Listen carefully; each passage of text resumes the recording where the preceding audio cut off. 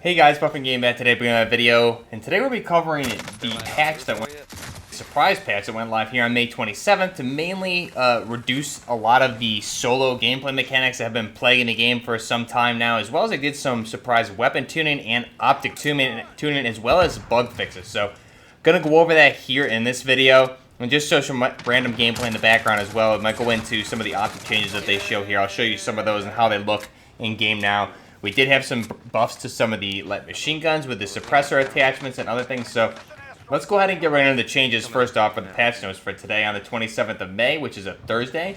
So first off, looking at solos, the cargo truck spawn rate was reduced down to 5 total, and that was reduced from anywhere between 16 to 20 cargo trucks on the map at a time. So if you've been playing solos lately, and I really used to only play solos, I very rarely play anything else outside of maybe duos or trios now and then, and I really had just not played solos for probably nearly a year now at this point, mainly because the meta changes with the weapons and the cargo trucks just seem to be plaguing the end game of the game. I played a little bit of solos earlier this week and just ran into non-stop cargo truck meta.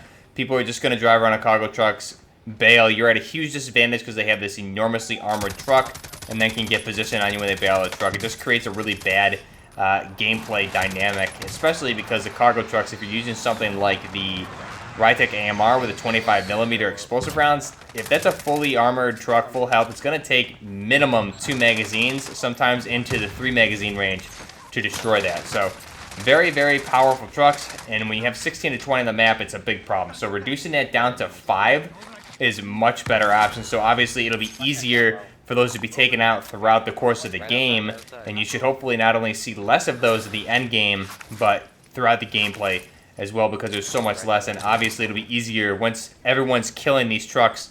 You only have 5 on the map, so they should not be a big issue going into the end game anymore at this time. Taking out 5 is much easier than 20 throughout the whole life of the round itself. So that's a really good change. I'm excited to try and get back into solos. I haven't been able to play solos really in a long time. Hopefully this fixes some of the issues and makes it a little bit more enjoyable. Now, if we get into bug fixes, they made a few bug fixes today. They fixed the additional map locations on Verdansk that allows you to reach out-of-bounds areas, as well as different map areas that allows you to access different exploits and get in and under the map, peek and shoot from other exploits like that as well, so allowing players to exploit, peek, shoot through them, that being like wall glitches, things like that, where you can just finagle inside. I know Train Station was one of those where you could kind of get inside the walls and shoot through and kill enemies without them being able to see you. So more of those were fixed. They also fixed bugs where vehicles could down or kill your own squad mates. They fixed issues where Nakatomi Plaza, where the vault access deny code could be heard throughout the entire building, therefore giving away your position that somebody is up opening the vault on floor 33, so everyone obviously in the building there will know where you are. They also fixed a bug preventing the ballistic knife camouflage skins from unlocking. They fixed a bug for the SWAT 5mm laser on the Cold War weapons for sniper rifles that was not displaying aiming stability as a pro, just for the when you're viewing it on the weapon selection, the gunsmithing. It wasn't giving you all of the pros and cons there, so they updated that. Then they also fixed the incorrect labeling for sniper rifle Echo and sniper rifle Delta. I'm not sure off the top of my head which sniper rifles those are, but they fixed some different labeling in the gunsmith, and it seems no weapon patching or anything for those ones, just some UI items. Next up for weapons, these buffs and nerfs they made here for the assault rifles will start off as the CR56 AMAX. So this has been a weapon that really, once they nerfed the FR556 and the other weapons like the AUG that were really plaguing the game throughout all of Season 2, the CR56 AMAX seemed to be one of the favorite go-to weapons for everybody in the game right now. Now, it's never really been overpowered, but it's always been very powerful. And since all the other TDKs and weapons were kind of adjusted, this weapon now kind of took the forefront, and it's at a point where you're really getting killed by this weapon a lot and very quickly too before you can really react, especially with the headshot multiplier. So that's really what they fixed here. The headshot multiplier was decreased from 1.62 down to 1.5, which is good. Typically, if you get the weapon itself doesn't have very much recoil, it seems, all of a sudden, when it used to look like it had a lot, so it has very little recoil now. just shoot in the upper torso area. Your bullets you're bound to hit 1 or 2 headshots. So reducing the headshot multiplier definitely will lower the time to kill for the most part, allowing players to react and have more of a fair gunfight. I was in a gunfight with someone with a CR56 the other day. I had an M60 and he had a CR56. We both hit each other in the upper torso area, and I think he hit maybe 1 headshot. I broke him, but he obviously got the kill with the AMAX, doing more damage, especially when we look at ballistics. The CR56 AMAX fires a 7.62 by 39, where the M60 fires a 7.62 by 51, which is a larger cartridge. So in a gunfight like that, I would think the M60 would win. However, it comes down to rate of fire, but obviously lowering the headshot multiplier on the CR56 AMAX should help that out and make for a little bit more interesting gunfights against people using the AMAX. So that's a good thing in my book. Next up, the FARA 83, so the recoil pattern was adjusted and the hipfire spread was increased. So the hipfire pattern adjusted, I'm not sure specifically what they did with this, if they increased it or decreased it. I think they wanted to smooth out the recoil to be easier to control at ranges. So they lowered the recoil slightly for the weapon at range. Not sure if that's a good thing or a bad thing. The weapon itself already seemed to have very low recoil, so we'll have to see how that looks going forward. Tactical rifles, so Tactical Rifle Charlie, or the Cold War AUG, which was the meta of Season 2 of Cold War integration to Warzone, so the recoil magnitude was decreased. And what they've said here is that the Tactical Rifle Charlie, or the Cold War AUG, has fallen victim to a bit of overproduction in efficiency because of the heavy nerfs that they did after Season 2. So, while we still maintain that the Tactical Rifles ride a very fine line between underwhelming and oppressive, we feel the Tactical Rifle Charlie could be closer to that line. So basically they reduce the recoil between bursts, essentially, just a little bit. So hopefully it doesn't bring this thing back up into super meta range, because I really got sick of running into that in Season 2. It's very, very overpowered. So hopefully it's not a big buff that they gave this thing. I hope we really don't see much of a difference with that, but we'll have to wait and see.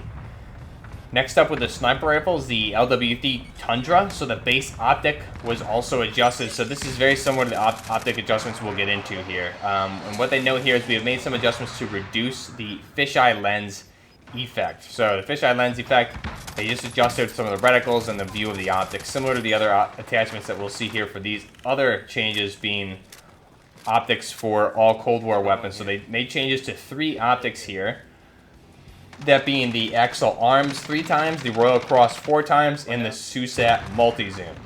So what they did here is these optics before the patch were very close to your face, and the reticles themselves were very big, bulky, hard to see. So a lot of sniper rifle users, if you remember back to Season 1 of Cold War integration, the DMR-14 and the Type 63, players were using either the 3 times, the 2 times, or some of these lower level zoomed optics.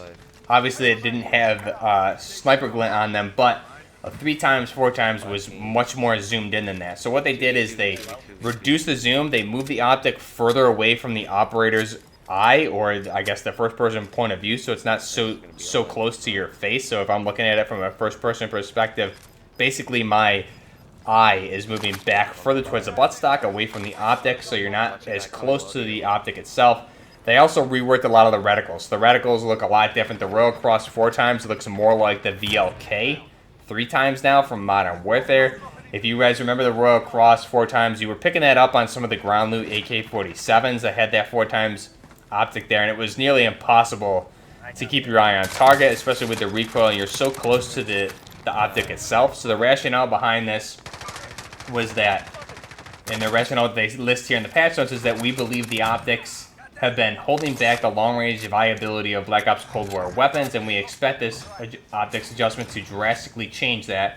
When optics are too close to the camera, they can cause drastic, distracting motions and visual obstructions for long-range engagement. So basically that recoil pattern, just when you're too zoomed in, is a little bit too pronounced. So basically by moving the optic further away from you and changing out the reticles, it'll be a little bit more efficient at long range, also while reducing that close-up zoom, so it won't be a viable option on sniper rifles anymore, thus getting away from the problem of Cold War weapon or Cold War optics not having glints with these lower optics, because they really won't be viable on the weapons anymore, which is a good thing.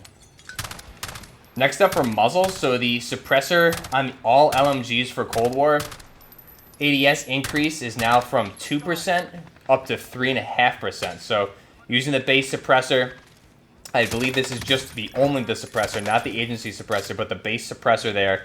ADS speed will now increase from what was 2% up to 3.5%, which is good. The sprint to fire the sprint to fire speed also increased from 4% to 5%. Now the rationale that they list for this change, which is really good. I like this in the patch notes where they're listing the change and then why they did it. I like to know why they're doing some of these changes.